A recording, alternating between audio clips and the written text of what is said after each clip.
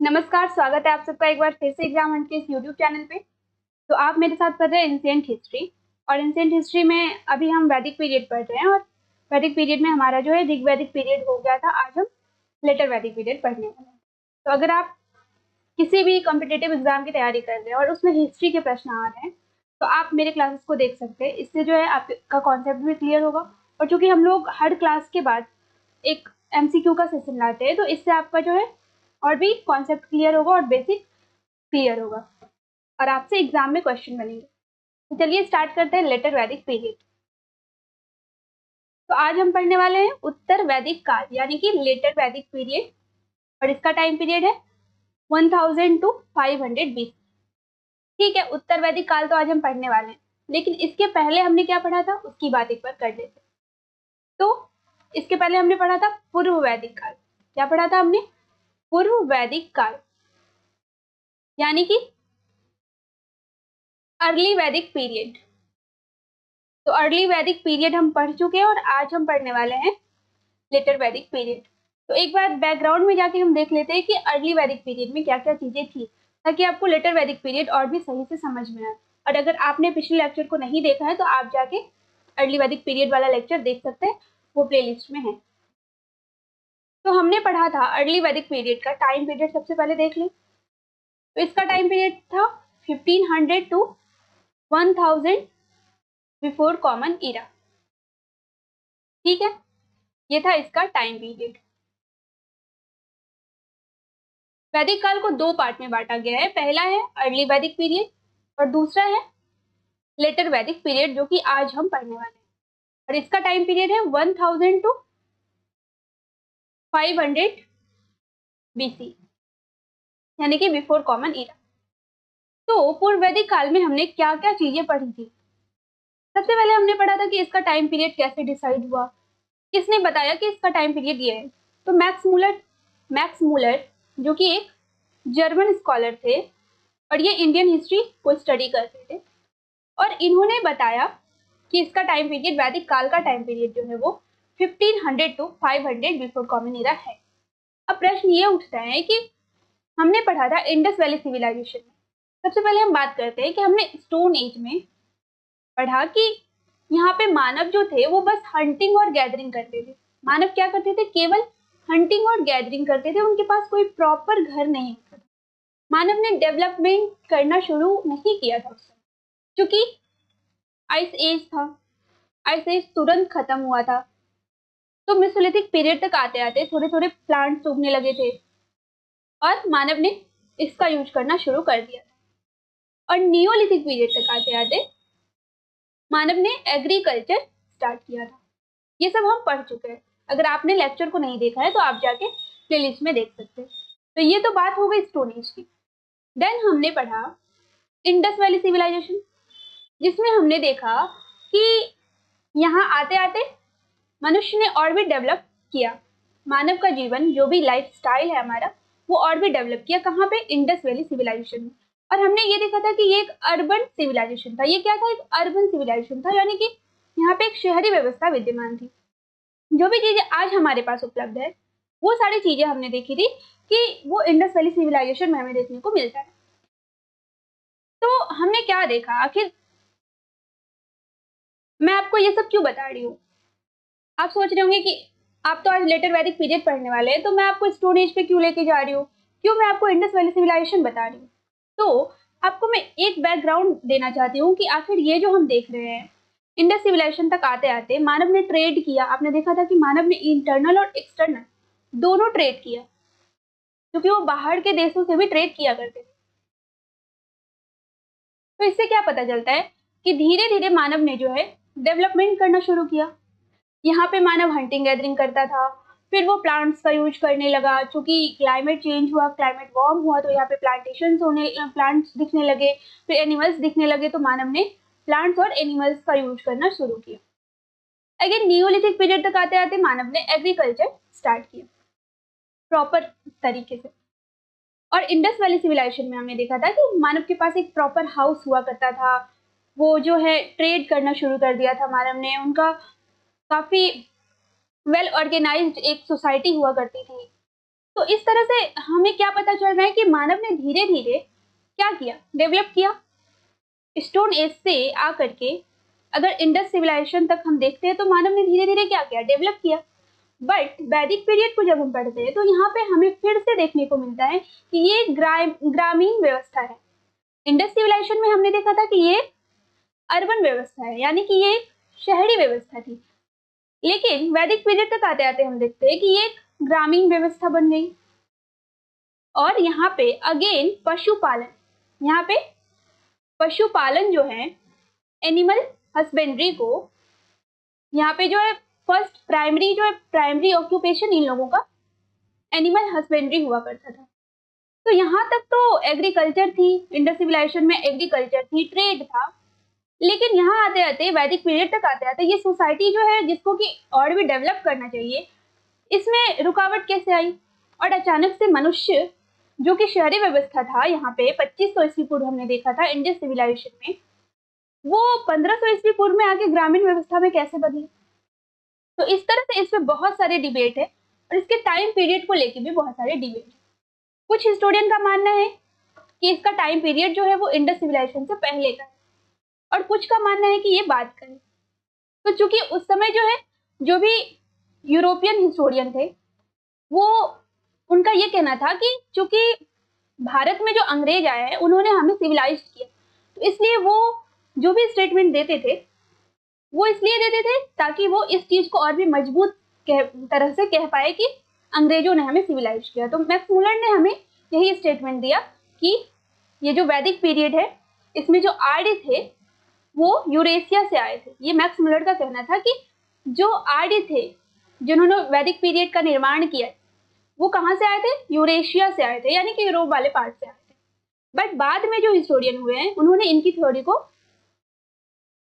Cancel कर दिया, reject कर दिया, और उनका कहना है कि ये मध्य एशिया में बसे हुए आर्य थे और ये एशिया वाले पार्ट में ही रहते थे।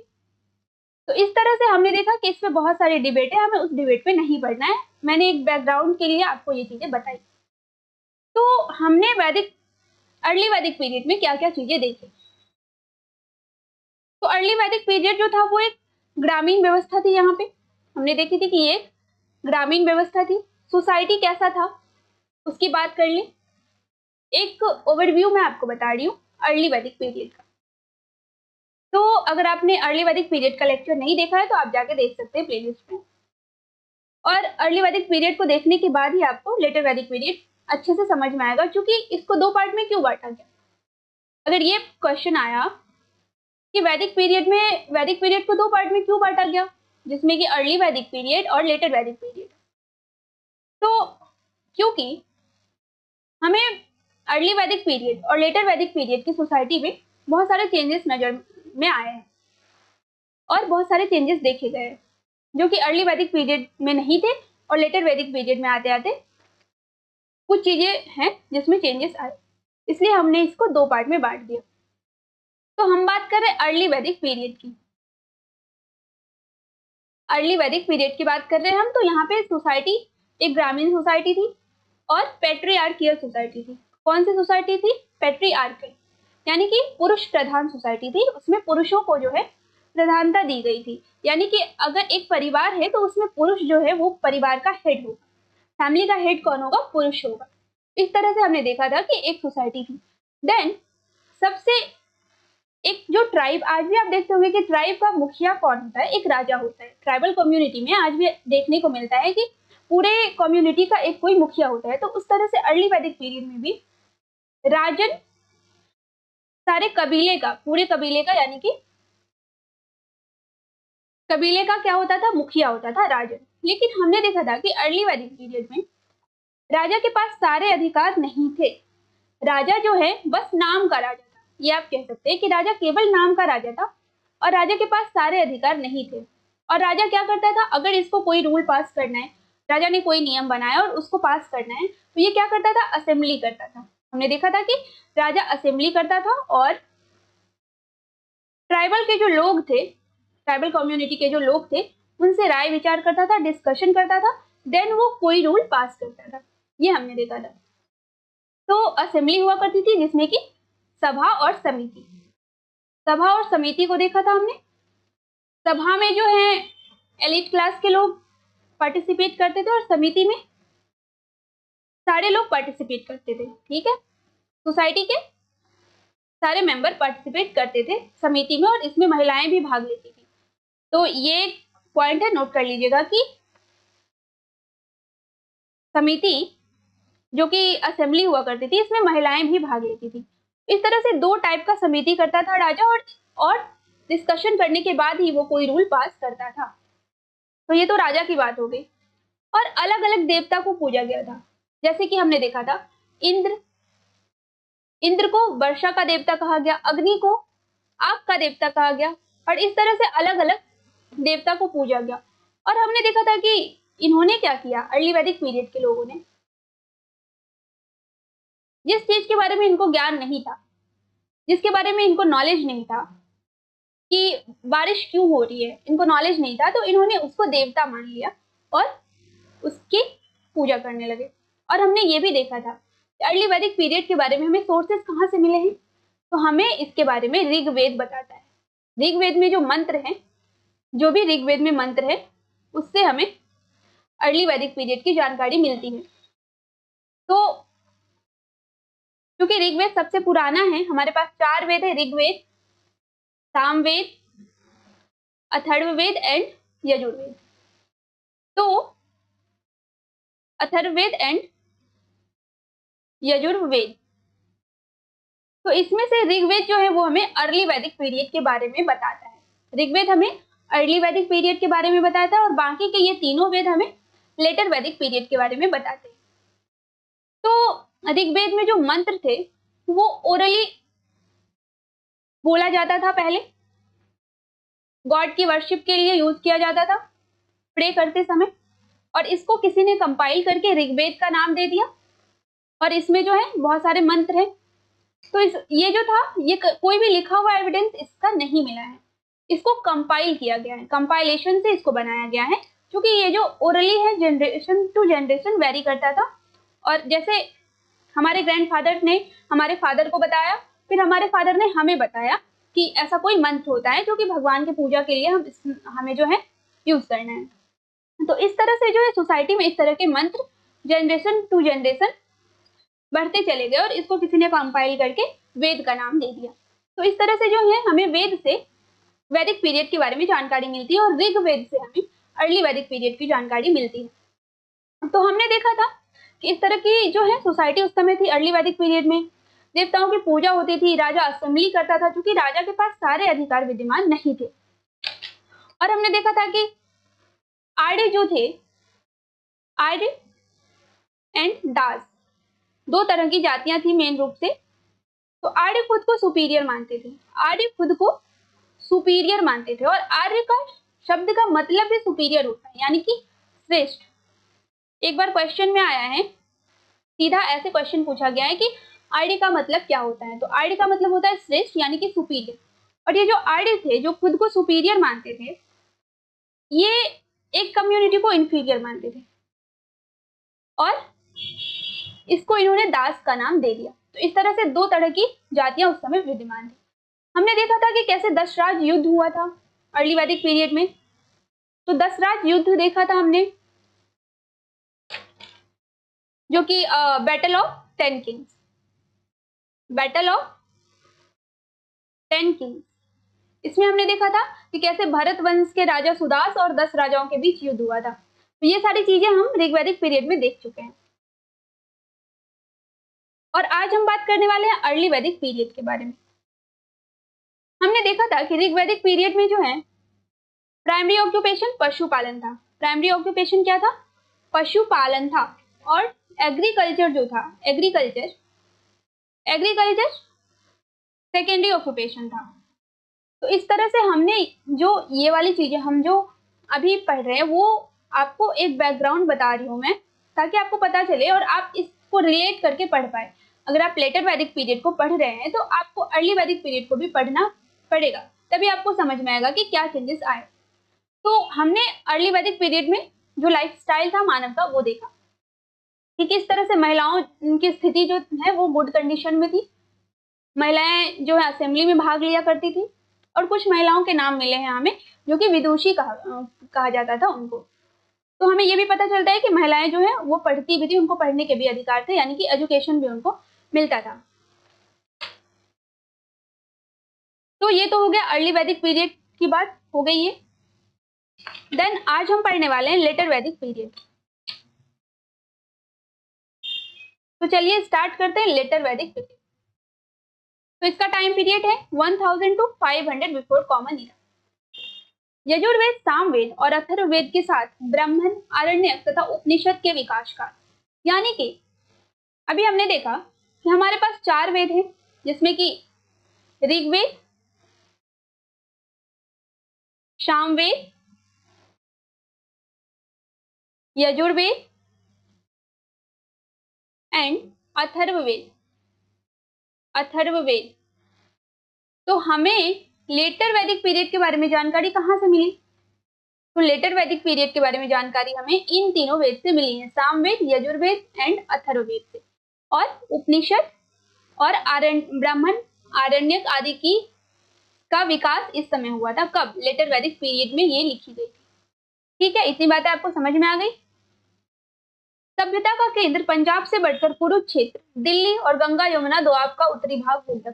कुरु आपने देखा था कि कैसे जो है पुरु दशराज युद्ध में आपने देखा था कि पुरु और भरत वंश ने मिलकर कुरु एक नया नाम दिया था। ठीक है, एक नया कबीला था पुरु, एक नया कम्युनिटी था, ट्राइबल कम्युनिटी पुरु नाम का। और ये जाके हरियाणा वाले पार्ट में बसते हैं, जो कि आज भी कुरुक्षेत्र वहां नाम है। कुरुक्षेत्र नाम की एक जगह है, तो ये वहां जाके बसते हैं और उस जगह का नाम कुरुक्षेत्र पड़ता है। लौह तकनीक युग की शुरुआत। अर्ली वैदिक पीरियड में हमने देखा था कि वहां पे आयरन उपलब्ध नहीं थे, लेकिन यहाँ से जो है लेटर वैदिक पीरियड में आयरन की शुरुआत हमें देखने को मिलती है। एक सेकंड, हाँ, लेटर वैदिक पीरियड में हमें आयरन की शुरुआत देखने को मिलती है। विशेषता चित्रित धूसर मृदभांड परंपरा के निर्मित पात्र, यानी कि यहाँ पे जो है प्रिंटेड ग्रे वेयर भी मिलने लगा था। कहाँ पे? लेटर वैदिक पीरियड तक आते आते। तो आज हम देखेंगे कि अर्ली वैदिक पीरियड में हमने जो भी चीजें पढ़ी, पर आप इसको खुद ही कंपेयर कीजिएगा कि लेटर वैदिक पीरियड में आके उन चीजों में चेंजेस आए और कुछ चीजें परिवर्तित हो गई और कुछ चीजें हमें उसी रूप में देखने को मिलेंगी। तो इस समय जो है प्रिंटेड ग्रे वेयर भी हमें देखने को मिले। ज्योग्राफिकल कवरेज देख लें एक बार। तो ये आप देखिए कि ये वाला जो पार्ट है, जो कि मध्य एशिया का पार्ट है, ठीक है, ये मध्य एशिया का पार्ट है। और यहाँ पे जो है वैदिक पीरियड के लोग, यानी कि ये ट्राइब्स मेन रूप से यहाँ पे थी। यहाँ पे देख सकते हैं पुरु, केकय, कुंती, पंचाल, कौशल,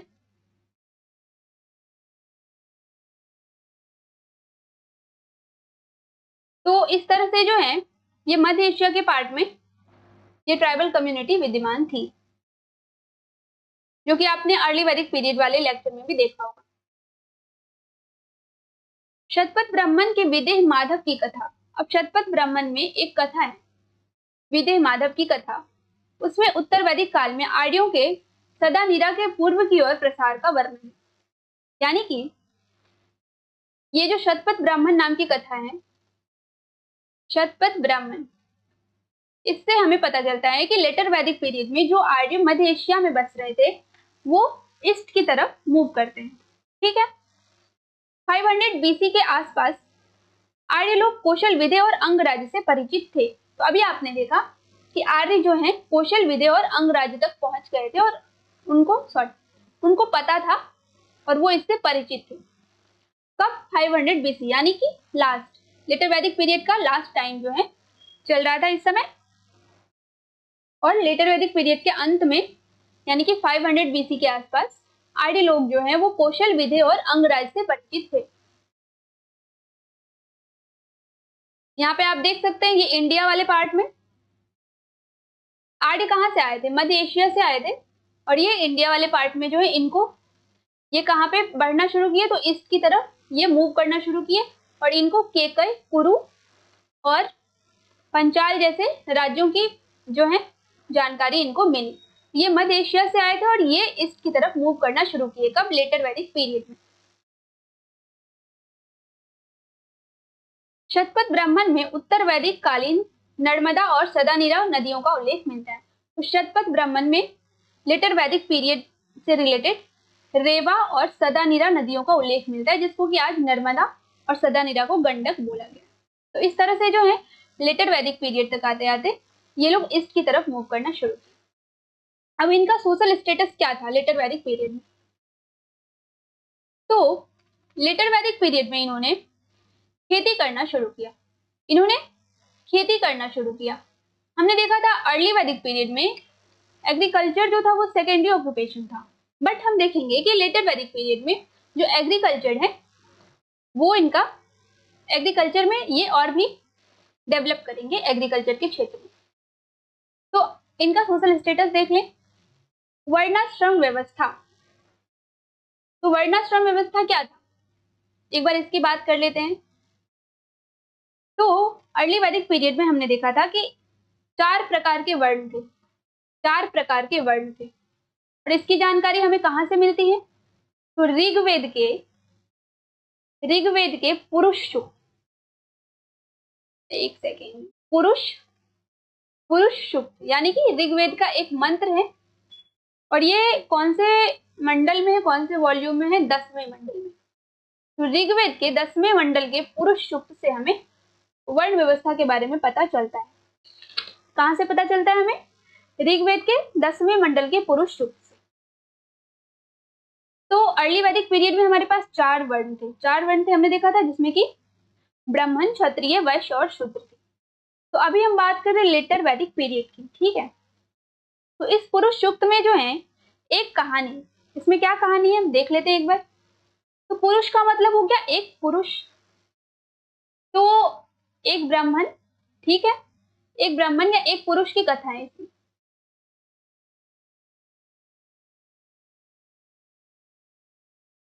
और ये कहा गया कि इनके ये जो मुख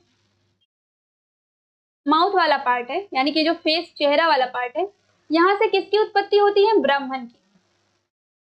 ब्राह्मण की उत्पत्ति इनके मुख से हुई। देन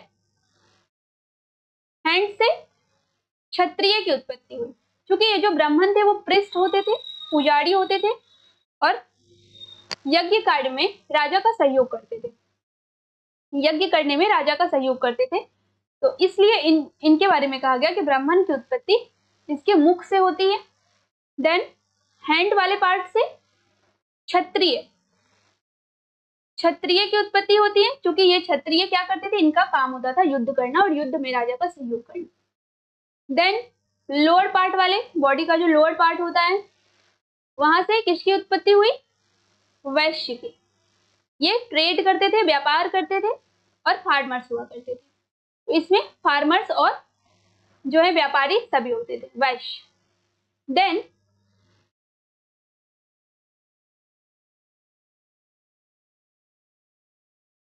ये जो सबसे निचला पार्ट है, जहां से पूरे बॉडी को का जो बेस है, इसको माना गया कि यहां से शूद्र की उत्पत्ति होती है, यानी कि लेबर क्लास। तो इस तरह से जो है लेटर वैदिक पीरियड में 4 वर्णों में सोसाइटी को डिवाइड किया गया। लेकिन आपको ये चीज ध्यान में रखना है कि ये जो 4 वर्ण थे ये कैसे डिसाइड किए गए? तो प्रोफेशन के अकॉर्डिंग। ये कैसे डिसाइड किए गए? तो प्रोफेशन के अकॉर्डिंग, यानी कि प्रोफेशनली एक ही परिवार का व्यक्ति प्रोफेशन के अकॉर्डिंग इसको डिसाइड किया गया। अभी मैं आपको बताती हूँ एग्जाम्पल के थ्रू कि मान लीजिए कि एक फैमिली में 4 मेंबर है, ठीक है, 4 मेंबर है जिसमें फादर, मदर और 2 उनके बच्चे हैं। तो मान लीजिए कि फादर को जो है प्रिस्ट बनना पसंद है, उनको मंत्रों का उच्चारण करना पसंद है, तो वो प्रिस्ट बन गए। देन मदर को नहीं, हाँ, मान लीजिए फादर को प्रिस्ट बनना पसंद है, मदर को जो है खेती करना पसंद है या फिर व्यापार करना पसंद है, तो वो वैश्य बन गई। ठीक है, तीसरे पे उनका कोई सन होगा, उसको युद्ध करना पसंद है, युद्ध में जाना पसंद है, यानी कि फाइट, उसमें भाग लेना पसंद है, तो वो क्या बन गया, क्षत्रिय बन गया। एंड अगेन फोर्थ नंबर पे उनकी जो लड़की है उनको लेबर क्लास के वर्क पसंद है, यानी कि लोगों की सेवा करना, तो वो शूद्र बन गई। तो इस समय जो है ये जो वर्ण व्यवस्था है वो किस चीज पे आधारित है, तो प्रोफेशन पे आधारित है, पूरी तरह से पेशा पे आधारित है कि कौन क्या काम कर रहा है, उसके अकॉर्डिंग उसको एक नाम दे दिया गया है, एक वर्ण का नाम दे दिया गया है। तो ये जो वर्ण सिस्टम था ये अर्ली वैदिक पीरियड में प्रोफेशन के अकॉर्डिंग टोटली था, प्रॉपरली ये प्रोफेशन के अकॉर्डिंग था अर्ली वैदिक पीरियड में। बट लेटर वैदिक पीरियड तक आते आते हम देखते हैं कि इसमें कठोरता आई, इस वर्ण व्यवस्था में कठोरता आई, यानी कि अब जो है ये हेरिडिटरी हो गया, अब ये हेरिडिटरी हो गया। पहले कोई ऐसी चीजें नहीं थी ऋग्वैदिक पीरियड में कि राजा का बेटा राजा ही होगा, ब्राह्मण का बेटा ब्राह्मण ही होगा, लेकिन लेटर वैदिक पीरियड तक आते आते इसमें कठोरता आया वर्ण व्यवस्था में, और अब जो है ये चीजें हेरिडिटरी हो गई, यानी कि अगर कोई ब्राह्मण है तो उसका बेटा ब्राह्मण ही होगा, कोई क्षत्रिय है तो उसका बेटा क्षत्रिय ही होगा। तो इस तरह से जो है वर्ण व्यवस्था उस समय काम करती थी, और 4 वर्ण थे, ब्राह्मण, क्षत्रिय, वैश्य और शूद्र।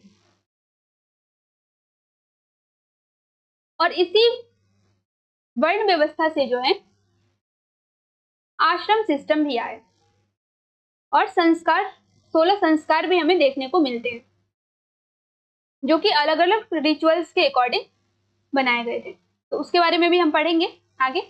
तो ये तो हमने देखा कि इनका वर्ण सिस्टम किस तरह का होता था।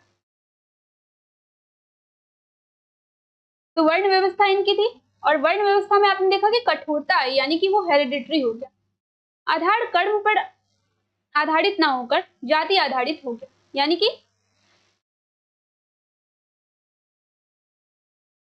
जो प्रोफेशन था उनका वो कर्म पर आधारित ना होकर अब जाति पर आधारित हो गया, और यहीं से कास्ट सिस्टम भी बनता है। अभी आपने देखा वर्ण सिस्टम, बट ये कास्ट सिस्टम क्या है, कास्ट सिस्टम कैसे आया, तो कुछ प्रोफेशन ऐसा होता था, कुछ प्रोफेशन ऐसे थे जो कि वर्ण सिस्टम में फिट नहीं बैठते थे।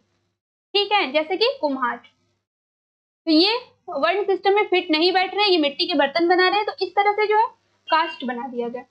तो वर्ण तो 4 ही थे, लेकिन कास्ट बहुत सारे थे, कास्ट जो है वो बहुत सारे थे। और ऐसा भी देखने को हमें मिला है कि एक ही फैमिली में अलग अलग सदस्य ब्राह्मण हो सकते थे, क्षत्रिय हो सकते थे, वैश्य हो सकते थे, और शूद्र हो सकते थे, एंड कुम्हार भी हो सकते थे। तो इस तरह से जो है जो चीजें, जो प्रोफेशन वर्ण में फिट नहीं बैठ पाया उसको अलग से कास्ट का नाम दे दिया गया, और बहुत सारी जातियां इस समय बन गई।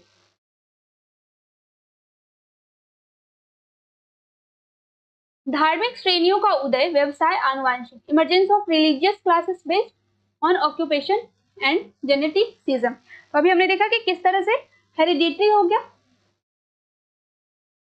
पोस्ट जो है वो हेरिडिटरी हो गया।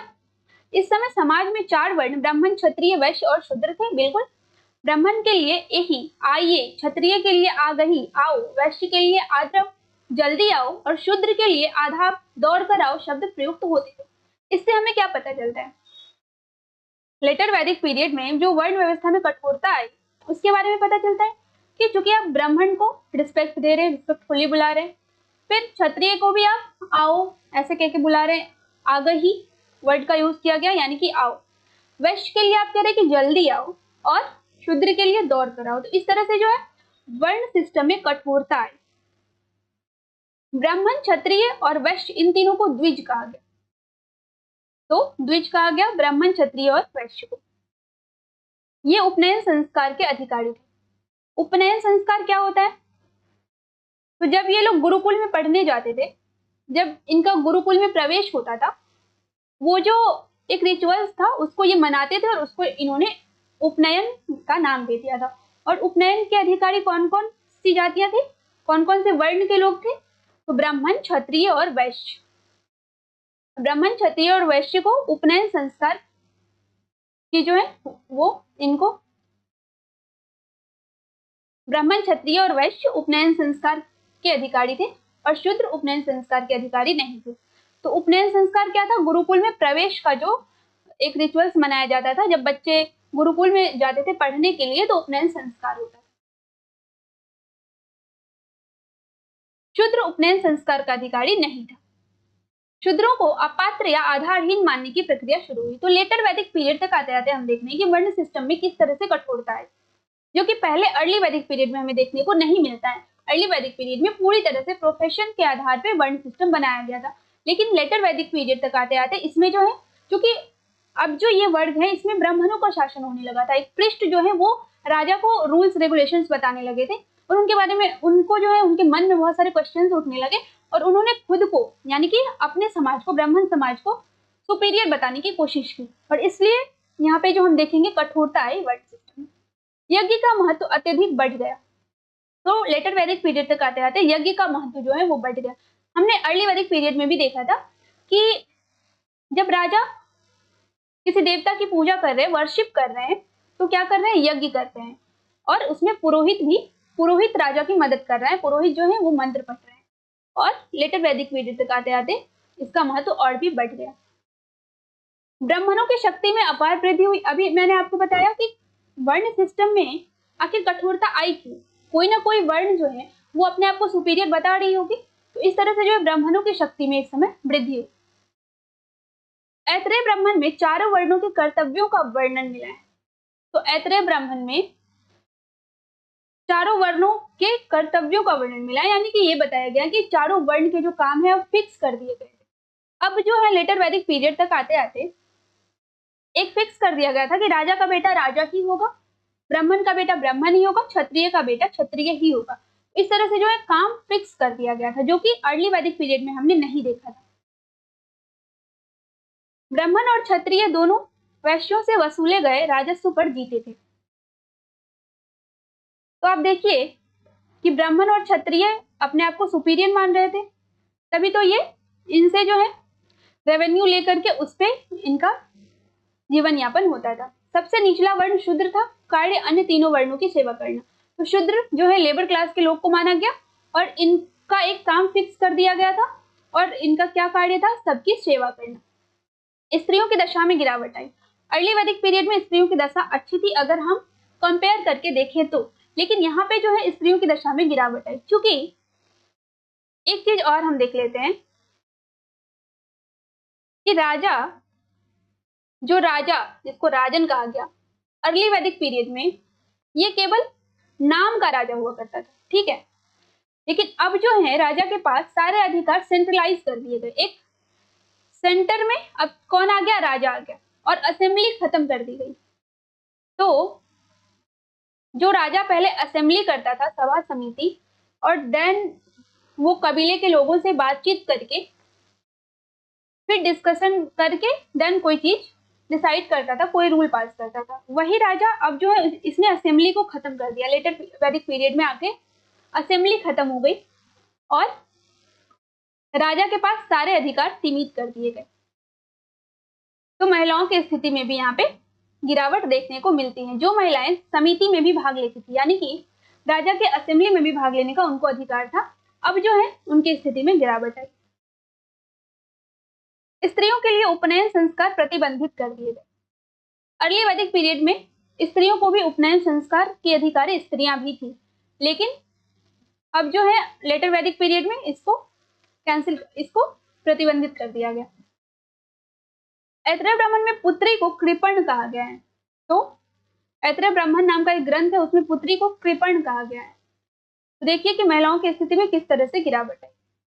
शतपथ ब्राह्मण में कुछ विदुषी कन्याओं का उल्लेख मिलता है। गार्गी, गंधर्व, गृहीता, मैत्रेयी, वेदवती, कास्कृत्सनी आदि स्त्रियों का पैतृक संपत्ति से अधिकार छीन गया और सभा में प्रवेश वर्जित हो गया। तो जो कि हमने देखा था कि स्त्रियां भी राजा के असेंबली में इंटर कर सकती थी, अब उनके पास ये अधिकार नहीं है। लेटर वैदिक पीरियड तक आते आते ये अधिकार उनसे छीन गए। पारिवारिक जीवन ऋग्वेद के समान था। तो जो सोशल जो इनका फैमिली सिस्टम था वो ऋग्वेद के समान था, यानी कि पैट्रियार्कल सोसाइटी थी और पुरुष प्रधान सोसाइटी थी। पैट्रियार्कल सोसाइटी मतलब पुरुष प्रधान, यानी कि अगर फैमिली में पुरुष हैं तो पुरुष ही फैमिली का हेड होगा। तो इस तरह की व्यवस्था थी। तो ये जो है समान है, ये ऋग्वैदिक काल में भी ऐसा ही था और यहाँ पे भी हमें ऐसे ही देखने को मिल रहा है। तो लेटर वैदिक पीरियड में भी फैमिली जो है वो पैट्रियार्कल सोसाइटी पे ही डिपेंड करती थी। समाज पितृसत्तात्मक था और उसका स्वामी पिता होता था। इस काल में स्त्रियों को पैतृक संबंधी अधिकार भी प्राप्त थे। ये गलती से ये लाइन में ऐड हो गया है, अब इसको इग्नोर करिए। तो स्त्रियों की दशा में जो आप देख रहे हैं कि लेटर वैदिक पीरियड तक आते आते गिरावट आपको देखने को मिलती है। उत्तर वैदिक काल में गोत्र व्यवस्था स्थापित हुई। तो यहाँ पे जो है लेटर वैदिक पीरियड में गोत्र शब्द सबसे पहले कब यूज हुआ? तो लेटर वैदिक पीरियड में। गोत्र का मतलब होता है कि एक जगह, एक ऐसा स्थान जहाँ पे, मान लीजिए एक ऐसा स्थान है और यहाँ पे सारे कुल के यानी कि सारी फैमिली के गायों को बांधा जाता है। यहाँ पे सारे फैमिली के गायों को बांधा जाता है और इसको नाम क्या दे दिया गया? गोत्र। गोत्र, और बाद में ये कुल के लिए यानी कि एक डायनेस्टी, एक वंश को दर्शाने के लिए यूज होने लगा। तो इस तरह से जो गोत्र सिस्टम कब से स्टार्ट हुआ? तो लेटर वैदिक पीरियड से। गोत्र शब्द का अर्थ है वह स्थान जहां समूचे कुल के गोधन को एक साथ रखा जाता है, परंतु बाद में इस शब्द का अर्थ एक मूल पुरुष का वंशज हो गया। तो अभी हमने पढ़ा कि गोत्र की शुरुआत कब से होती है? तो लेटर वैदिक पीरियड से। सर्वप्रथम जाबालोपनिषद में चारों आश्रमों का विवरण मिलता है। अब ये आश्रम क्या है? आपने देखा वर्ण सिस्टम, अब आप देखेंगे कि आश्रम सिस्टम। आश्रम सिस्टम कब आया? तो लेटर वैदिक पीरियड में आया। और ये आश्रम सिस्टम क्या था? ये कहाँ पे मिला गया है इसका एविडेंस? जाबालोपनिषद में सबसे पहले चारों आश्रमों का एविडेंस मिला है। तो मानव की जो पूरी लाइफ है उसको 4 पार्ट में यहाँ पे डिवाइड किया गया।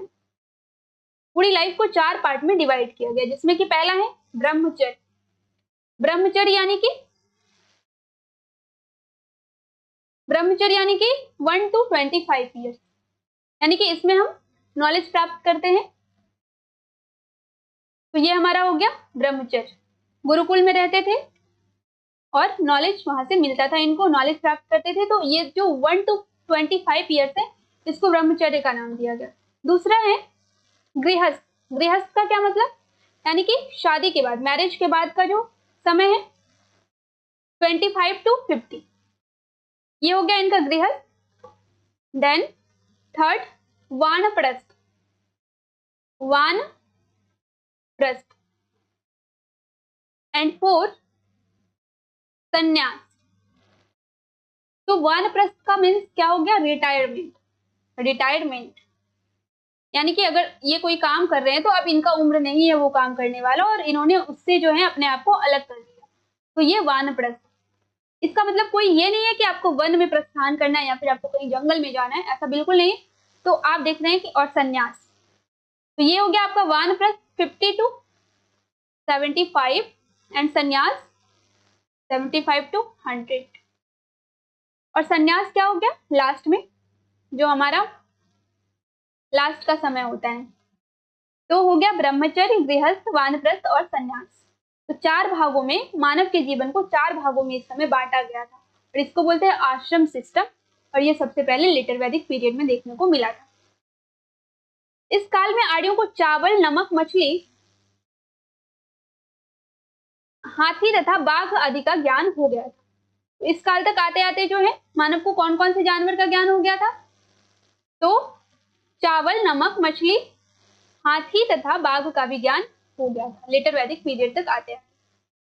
उत्तर वैदिक ग्रंथों में केवल 3 आश्रम की जानकारी मिलती है। तो जो उत्तर वैदिक काल के ग्रंथ है उसमें केवल 3 आश्रमों के बारे में जानकारी मिल रही है, ब्रह्मचर्य, गृहस्थ और वानप्रस्थ। इसमें संन्यास की जानकारी नहीं मिलती। अब 16 संस्कार। ये 16 संस्कार कहां से आता है? तो लेटर वैदिक पीरियड से आता है। और ये 16 संस्कार क्या थे? ये संस्कार क्या थे? तो ये जो संस्कार हैं ये रिचुअल्स हुआ करते थे, रिचुअल्स। और अलग अलग जो इवेंट होता था उसको अलग अलग तरीके से मनाया जाता था, उसको सेलिब्रेट किया जाता था और उसको ही 16 संस्कार के नाम दे दिए गए, जो कि ह्यूमन लाइफ में हमें देखने को मिलते हैं। अलग अलग चीजें जिसका इवेंट होता है और इन लोगों ने उसको सेलिब्रेट किया और उसको संस्कार के नाम दे दिए और 16 संस्कार कहा गया। तो एक एक करके मैं बता दूं। तो पहला है गर्भाधान। गर्भाधान यानी कि जब मदर बच्चे को कंसीव करती है, जब मदर बच्चे को कंसीव करती है। तो यहाँ पे देखिए कि ये 16 संस्कार बच्चे का जन्म नहीं हुआ है वहां से ही स्टार्ट होता है और उनकी अंत्येष्टि यानी कि लास्ट उनका जो होता है, एक मानव का जन्म जहां से नहीं होता है वहां से ही शुरू हुआ है, वहीं से इसको मनाया जाता है। आज भी मनाया जाता है, आज भी कुछ रिचुअल्स होते हैं उस तरह के। तो ये लेटर वैदिक पीरियड में ही शुरू हो गया था और 16 संस्कार की अवधारणा आ गई। तो सबसे पहले गर्भाधान यानी कि मदर अभी बच्चे को कंसीव की, सबसे पहला जो है आश्रम था गर्भाधान। ठीक है, बेबी को कंसीव करना।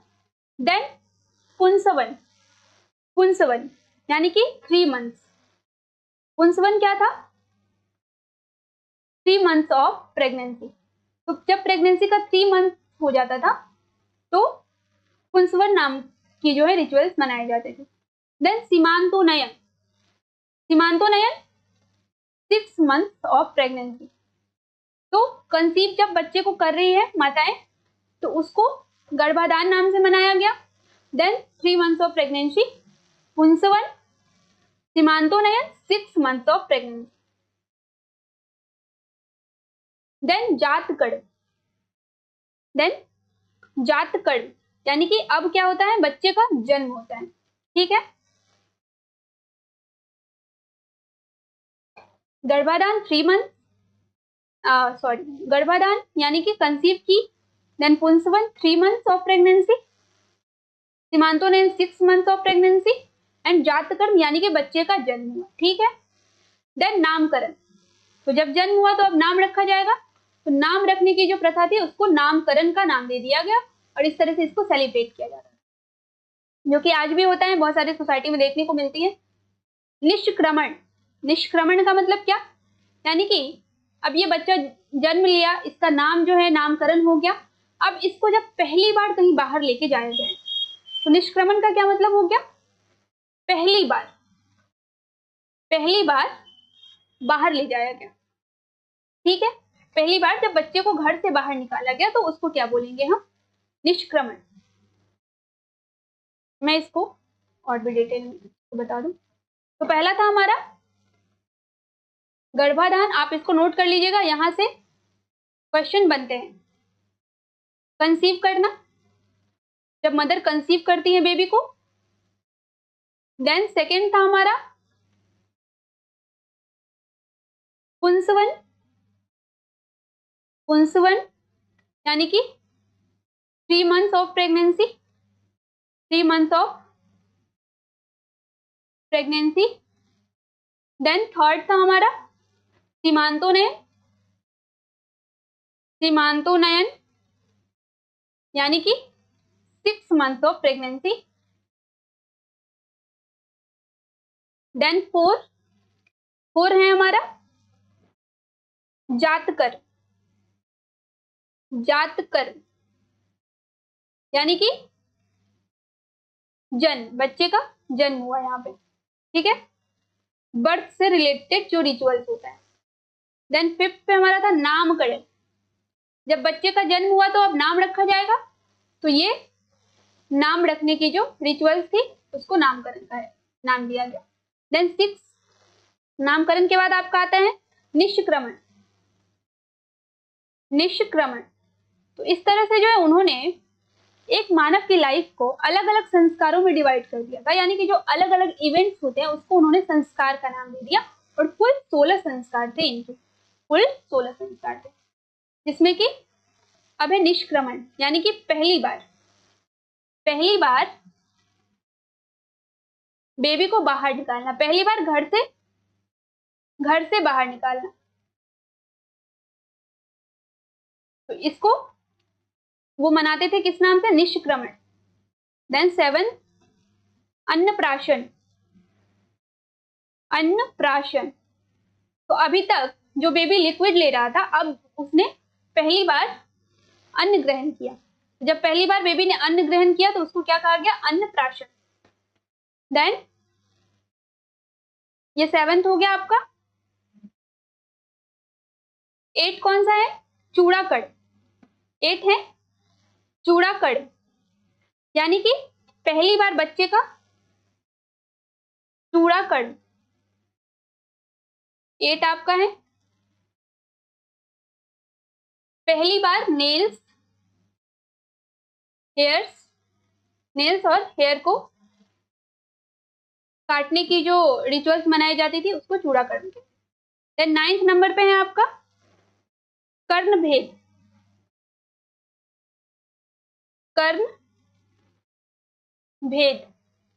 यानी कि इसमें जो है कर्ण भेद में क्या होता था? ईयर पियर्सिंग होता था। यानी कि आज भी जो है ज्वेलरी पहनती है महिलाएं, तो ईयर पियर्सिंग होता है। तो इस तरह से जो है कर्ण भेद नाम का रिचुअल्स होता था। देन 10th नंबर पे विद्या आरंभ, यानी कि बच्चे को पहली बार जब नॉलेज देना स्टार्ट किया जाता था, पढ़ाना शुरू किया जाता था, तो उसको विद्या आरंभ कहते हैं। फिर 11th नंबर पे है आपका उपनयन। यानी कि जब गुरुकुल में बच्चे प्रवेश करते हैं, तो गुरुकुल में प्रवेश का जो रिचुअल्स होता था वो था उपनयन। इसमें एक थ्रेड बांधा जाता था, उसके बाद गुरुकुल में प्रवेश किया जाता था। देन 12 आपका उपनयन हो गया। वेद आरंभ, यहाँ पे जब वो गुरुकुल में गया तो उसको वेदों की शिक्षा दी गई, इसको कहा गया वेद आरंभ। देन वेद आरंभ के बाद विवाह यानी कि मैरिज रिचुअल एंड अंत्येष्टि।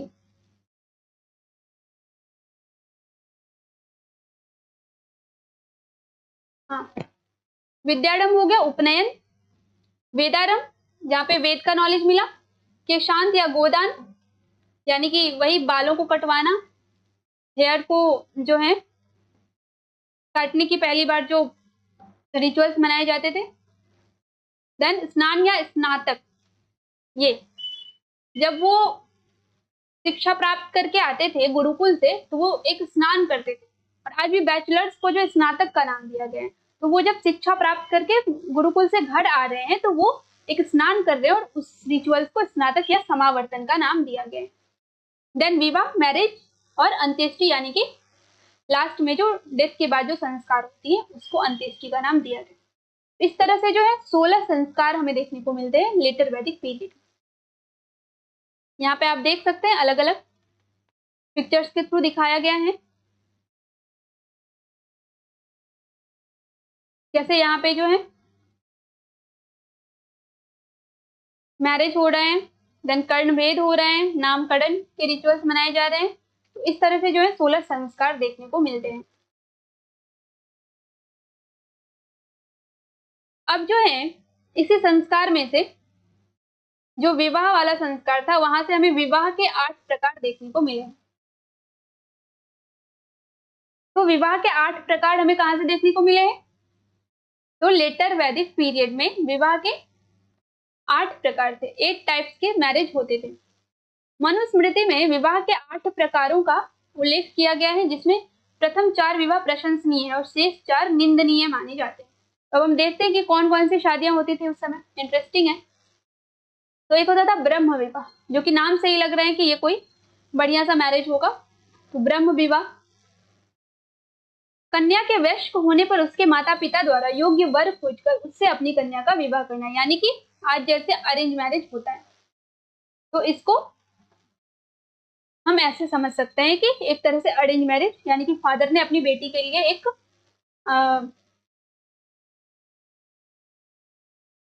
जो है फादर ने अपनी बेटी के लिए एक ग्रूम ढूंढा और उससे उसकी शादी करवा दी।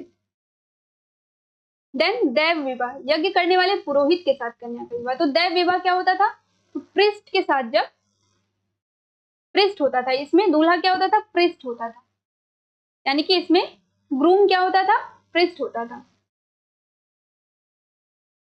तो अभी हम बात कर रहे हैं विवाह के 8 प्रकार की। तो अलग अलग प्रकार के की शादियां होती थी। तो ब्रह्म विवाह क्या होता था? जब फादर ने अपनी बेटी के लिए किसी लड़के को खोजा और उससे शादी करवा दी, यानी कि अरेंज मैरिज होता है जैसे आज। और दैव विवाह, जिसमें कि जो ग्रूम होगा, जो दूल्हा होगा, वो प्रिस्ट होता था। आर्ष विवाह, कन्या के पिता द्वारा यज्ञ कार्य हेतु 1 या 2 गाय के बदले अपनी कन्या का विवाह करना, यानी कि इसमें क्या होता था कि जो फादर है, फादर पशु गिफ्ट करते थे ब्राइड और ब्राइड ग्रूम को, और ये वचन लेते थे कि तुम दोनों जो है पूरी लाइफ अपने कर्तव्य का पालन करोगे। तो इस तरह की जो शादियां थी उसको आर्ष विवाह का नाम दिया गया, जिसमें कि कुछ गिफ्ट्स के तौर पे जानवर दिए गए, गाय दे दिया गया 1 या 2, या कोई जानवर दिया गया और उनसे ये वचन लिया गया कि तुम दोनों आजीवन अपने कर्तव्य का पालन करोगे। देन आता है प्रजापत्य विवाह, वर स्वयं कन्या के पिता से कन्या मांगकर विवाह करता है। ठीक है, इसमें जो है आशुर विवाह, अब ये तो थी प्रशंसनीय विवाह, और अब है निंदनीय विवाह। ये चारों ब्रह्म विवाह, दैव विवाह, आर्ष विवाह और प्रजापति विवाह क्या होती है आपको पता चला। अब है आसुर विवाह, कन्या के पिता द्वारा धन के बदले में कन्या का विक्रय, यानी कि जो फादर है वो क्या करते थे, किसी से कुछ पैसे लेकर अपने बेटी को जो है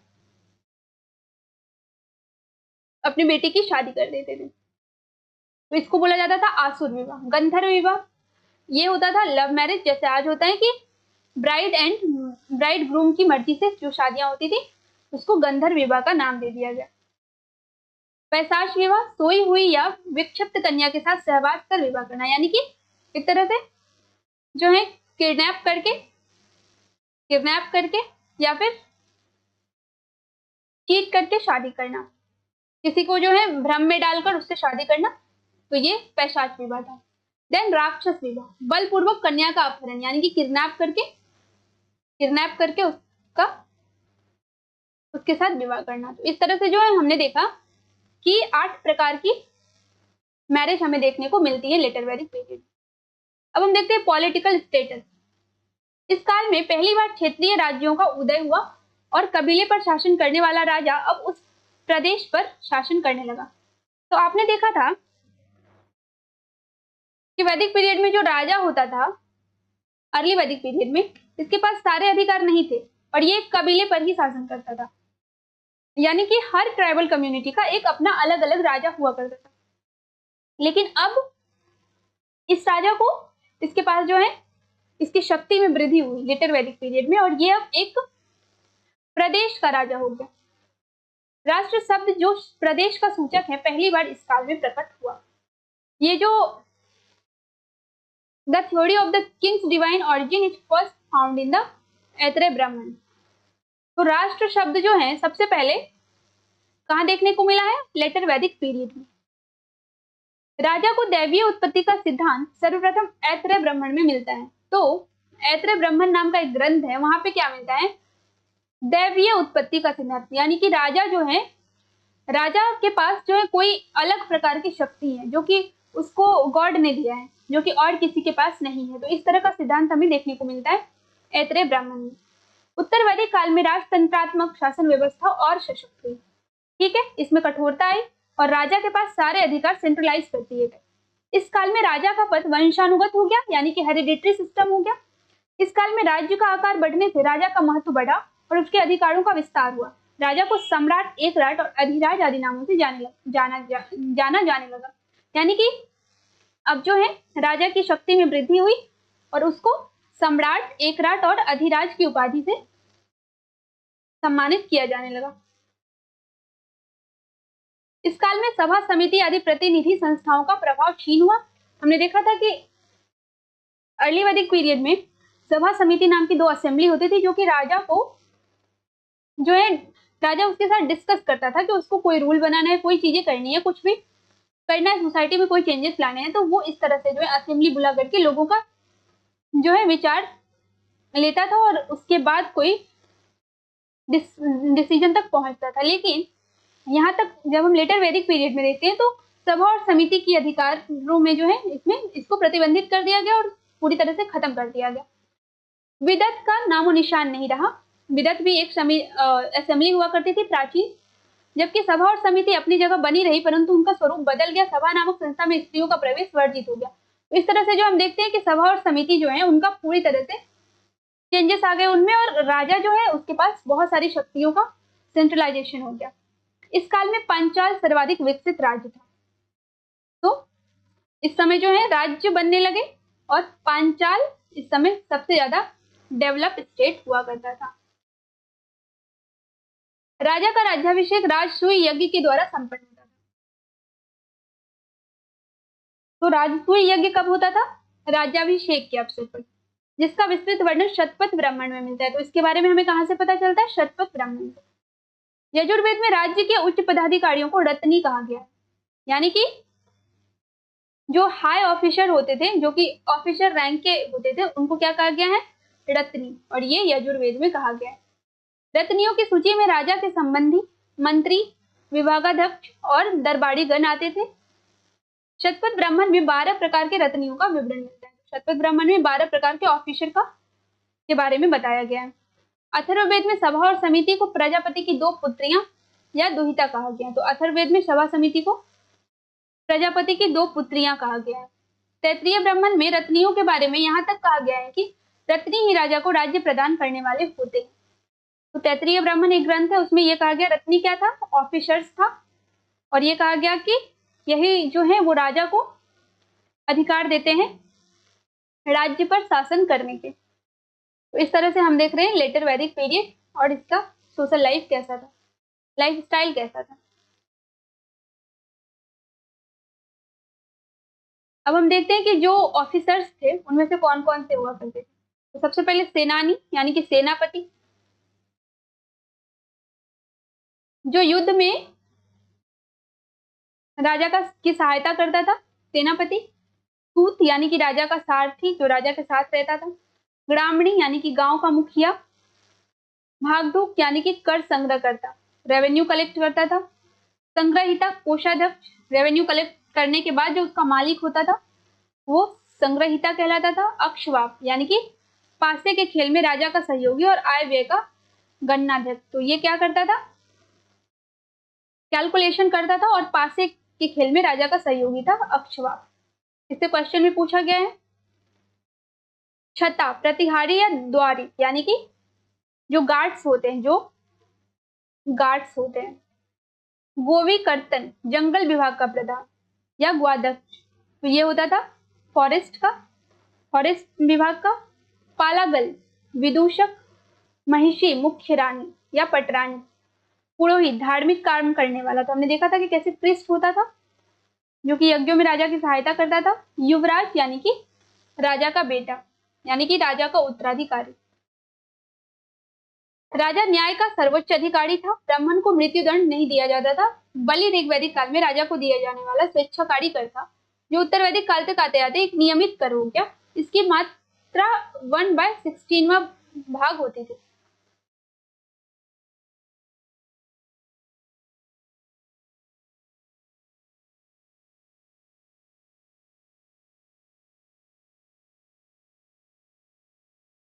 इसमें थोड़ा सा कंफ्यूजन है, तो इसको मैं नेक्स्ट क्लास में बताऊंगी कि कौन सी भाग होती थी। तो अभी हम ये बात कर लें कि अभी हम इतने देर से मैं आपको बता रही हूँ कि राजा के पास जो है सारे अधिकार सेंट्रलाइज कर दिए गए थे, और इस तरह से जो राजा सबसे शीर्ष पे राजा मौजूद था, उसके पास सारे अधिकार थे। ब्राह्मण को मृत्यु दंड नहीं दिया जाता था। ठीक है। ऋग्वैदिक काल में राजा को दिया जाने वाला बलि स्वेच्छाकारी था। तो हमने देखा था कि बलि क्या था?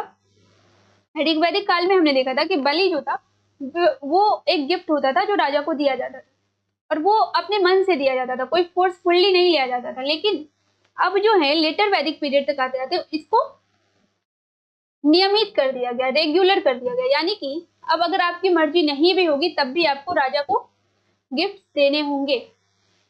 तो अर्ली वैदिक पीरियड में ये स्वेच्छा से दिया जाता था, यानी कि अपनी मर्जी से दिया जाता था राजा को, कोई फोर्स नहीं करता था। लेकिन लेटर वैदिक पीरियड में इसको रेगुलर कर दिया गया और यानी कि फोर्सफुली इसको वसूला जाने लगा। एक तरह से अगर आपने इसको रेगुलर किया है तो अब यही है कि फोर्सफुली ही हुआ। आपको अगर किसी को मर्जी नहीं है फिर भी उसको राजा को गिफ्ट देने पड़ेंगे।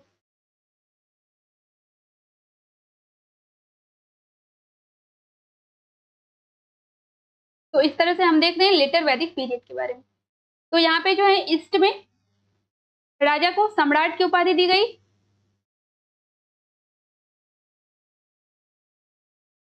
वेस्ट में स्वराट कहा गया, नॉर्थ में विराट कहा गया, साउथ में भोज एंड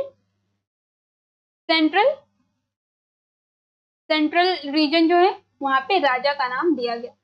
और शासन को साम्राज्य, स्वराज्य पश्चिम में, नॉर्थ में वैराज्य, साउथ में भोज और सेंट्रल रीजन में राज्य का नाम दिया गया।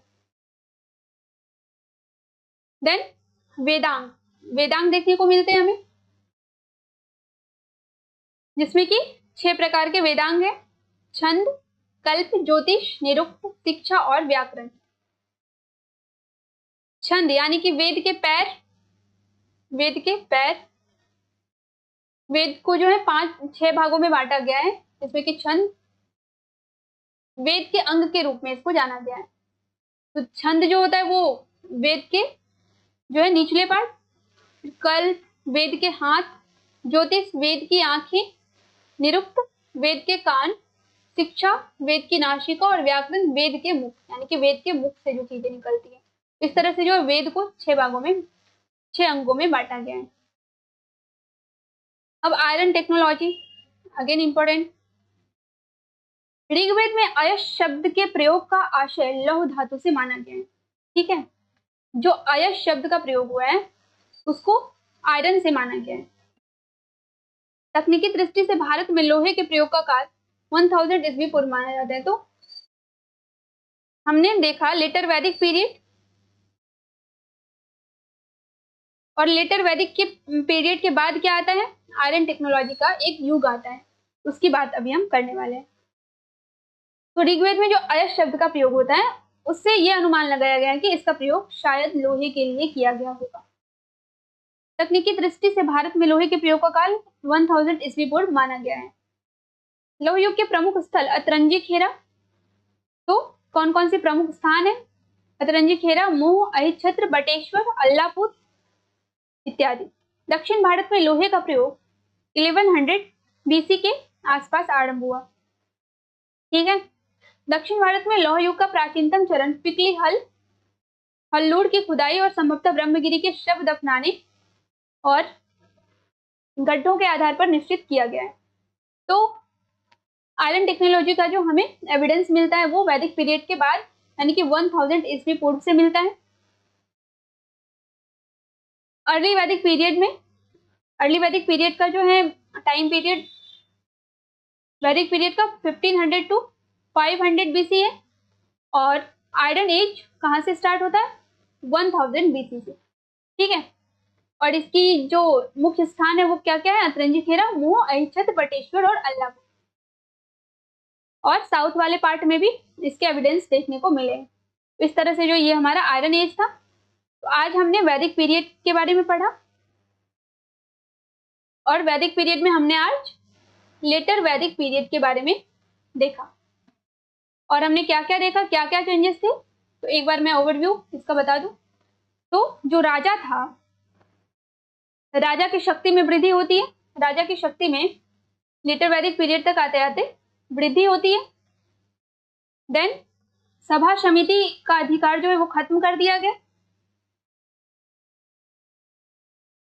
वर्ण सिस्टम में कठोरता आई, देन हमने देखा विवाह के 8 प्रकार, 16 संस्कार, एंड राष्ट्र शब्द का प्रयोग सबसे पहले कहां पे होता है?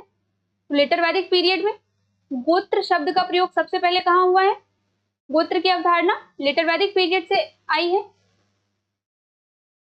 और इस समय और भी एनिमल्स हमें देखने को मिलते हैं। महिलाओं की स्थिति में गिरावट आई एंड परिवार जो है वो अगेन पेट्रियार्कल ही था, जो कि अर्ली वैदिक पीरियड में भी था। कास्ट सिस्टम आया, आश्रम सिस्टम हमने देखा। आश्रम सिस्टम जो कि जाबालोपनिषद में सबसे पहले बताया गया है कि 4 प्रकार के आश्रम होते हैं। इस तरह से जो है हमने आज लेटर वैदिक पीरियड को समाप्त कर लिया है और हमारा वैदिक पीरियड यहीं पे खत्म होता है। अब नेक्स्ट क्लास जो होगा हमारा वो एमसीक्यूज होंगे वैदिक पीरियड से रिलेटेड। तो अगर आप हिस्ट्री पढ़ रहे हैं तो आप हमारे साथ बने रहें और एग्जाम हंट को जरूर डाउनलोड कर लें, क्योंकि यहाँ पे आपको क्लास के नोट्स तो मिलते ही है, प्लस आपको टेस्ट सीरीज भी मिलेगा। यहाँ पे आपको टेस्ट सीरीज भी मिलेंगे और क्लासेस भी आपको जो यूट्यूब पे क्लास के लेक्चर है वो आपको ऐप पे भी बिल्कुल फ्री में मिल जाएंगे। तो चलिए हिस्ट्री पढ़ने के लिए हमारे साथ बने रहें। आज के लिए बस इतना ही। आप सबको धन्यवाद।